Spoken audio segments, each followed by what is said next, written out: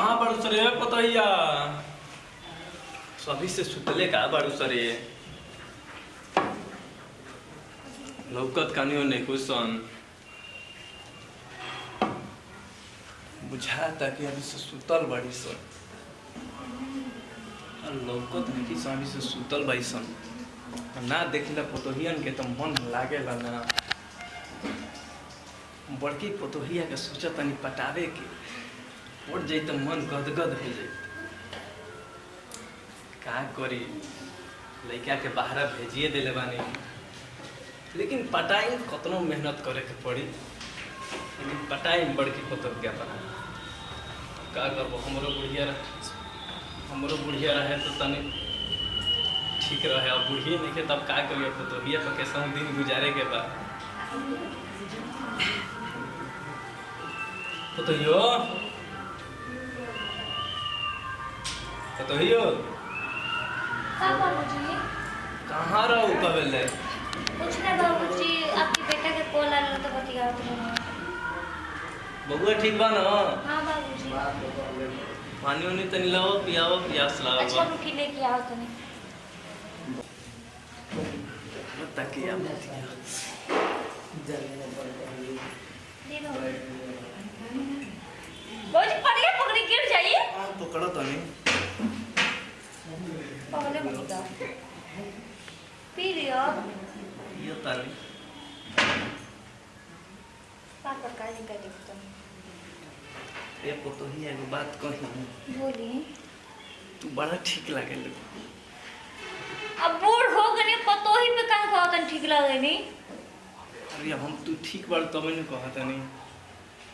कैसे आज बोला तनी बाबूजी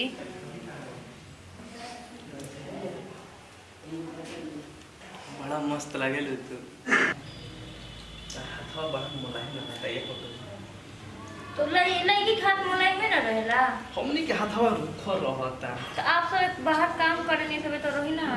एगो बात कही बोली हम जब कोई रही तोहरा के देखे ना हाँ हम बबुआ खातिर ना पसंद करी हम पहले अपना खातिर तोहरा के पसंद कइले रहे क्या बोलते हैं बाबूजी बुढ़ा दिल वाली सटक दिल वाली का ना अब का करी अब बुढ़ारी में तो अब जानते बाड़ू अब देखिए। रानू नहीं के तो अब हमरो तुम मन लागत हो देखिए दो रोटी पाओ तनी खा ली आ सुत रही ठीक ना आ ज्यादा बढ़ चढ़ के मत बोली लड़का बाहर चल के तो का मतलब उल्टा सुल्टा बोलत रहो जब तक कभी कॉल लगा दे बाई जेब सबे ठीक है बता नहीं आओ ना सटन तने दिमाग पला नहीं लगा हां कम से ए सट छोटको रुकी आओ तनी लागत कि पतोहिया खिसिया गुटिया बात तो सच बताइए दी का साला अब फोन ना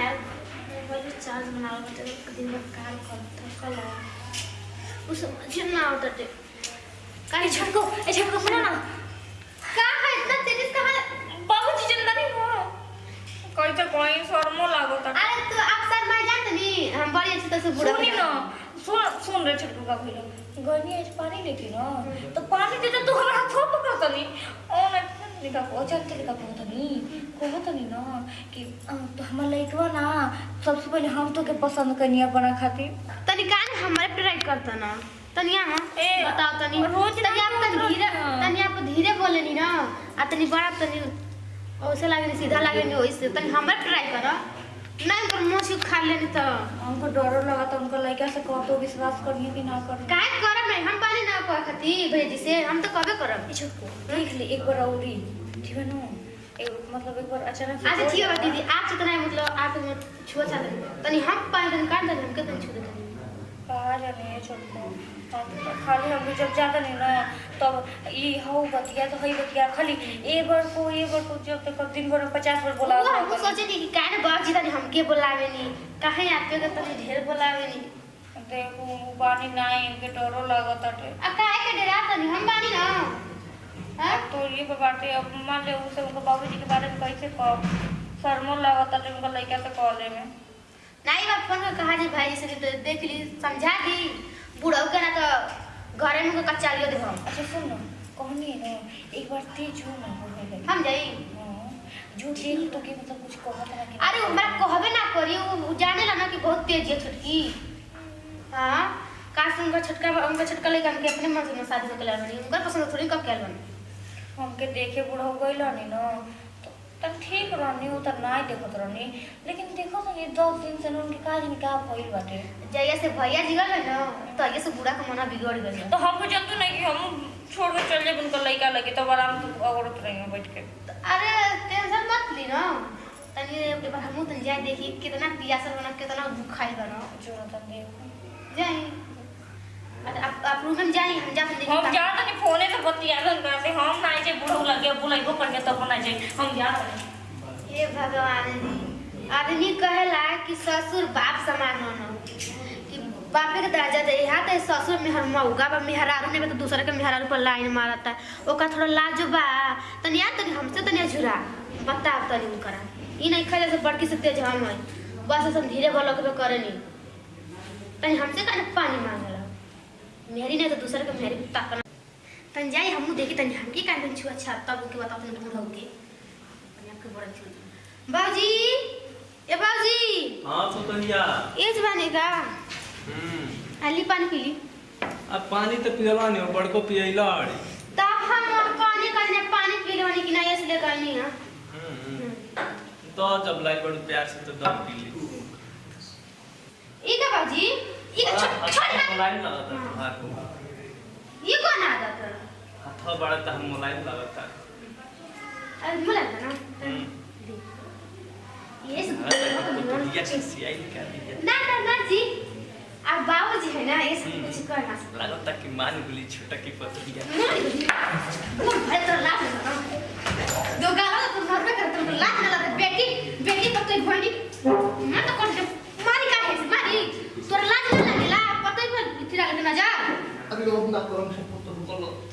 अरे तो मारी ए दीदी हां दीदी हां आई गई पूरा निका मारी लट जा तोरा से तो निकल जा अरे छोड़ ना एकरा हम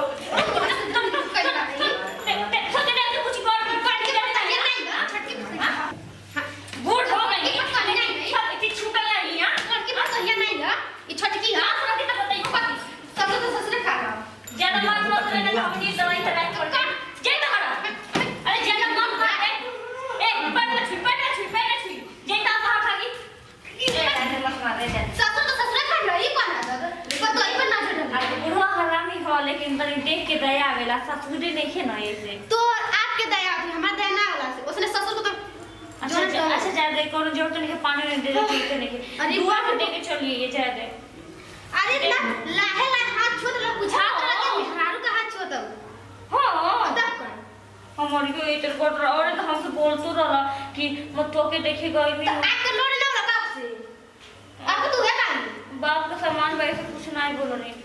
बापे की इज्जत करे थे जे बापे खान करूं कर आज जना तो लाते से लतिया उनकरा मान ले हम ना जाने ने ससुर से मान ले हम देहात के बनते शोहर के बनते मान ले लड़ाकू हवे हम ना होई अच्छा बिहार का आदमी ना लड़ना हमार बाप महीना सिखे ना लड़ के तो हमसे सीख लिया अच्छा, उसने मौका ससुर से के बोली अरे चल चल हां चलो कहां लेके जा नमस्कार भैया हम सिंगर नीरज पटेल आप सब भोजपुरिया भाई लोग के पैर छू के गोड़ लगातानी हमारी नया चैनल है पटेल इंटरटेनमेंट म्यूजिक जना के लाइक करी जा शेयर करी जा सब्सक्राइब करी जा हाँ और एगो बात हैसन ससुर ना मिले चाहे तो बहुत खतरनाक ससुर है सच बताओ आजकल के ससुर बहुत खतरनाक हो गए बड़ा सुनी सबे ऐसा ना करे के चाहिए कि घर में मतलब पतो लोग बाड़ी ला लोग तो बेटी के समान होली आ गइल बान पति बाहर तो माने ऐसे ना करे के चाहिए एकर पति मतलब बाहर चल गए तो ऐसे ना करे के चाहिए ससुर पर तो के एक लाइन मारे ना इनका लेखा ना करे के चाहिए कि हमार लेखा मत करिए जाए भैया तो लात जूता कैसे लात जूता खोला हो जाए ना कोई बड़ा बात कबार के मरले बाड़ी तो सही तो लोग मरिया चली जाए ऐसे भैया विदाई अगले वीडियो में फिर से मिलेंगे।